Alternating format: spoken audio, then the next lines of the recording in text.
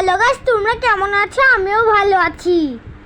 আজকে আমি নিয়ে আসলাম চট্টগ্রামের চিংড়ি মাছ। এই চিংড়িগুলো খেতে খুব সুস্বাদু হয়। এগুলি আমি রান্না করব পালং শাক দিয়ে।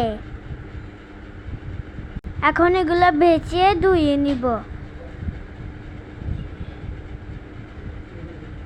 এভাবে আপনারাও পালং শাক দিয়ে রান্না করবেন। এখন আমি শাকগুলোকে ধুয়ে নিব।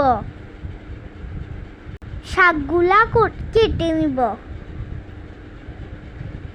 কড়াইয়ের মধ্যে তেল পেঁয়াজ দিয়ে ভেজে নিব।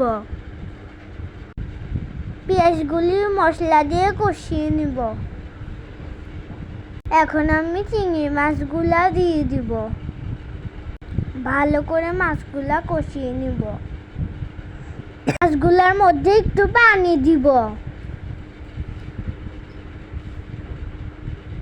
পানি দিয়ে কষিয়ে নিব। এখন আমি শাকগুলা দিয়ে দিব। শাকগুলো এখন আমি নেড়ে দিব। কষিয়ে নিব। আমার রান্না এখন শেষ। ভালো লাগলে লাইক শেয়ার কমেন্ট করিও। আল্লাহ হাফেজ।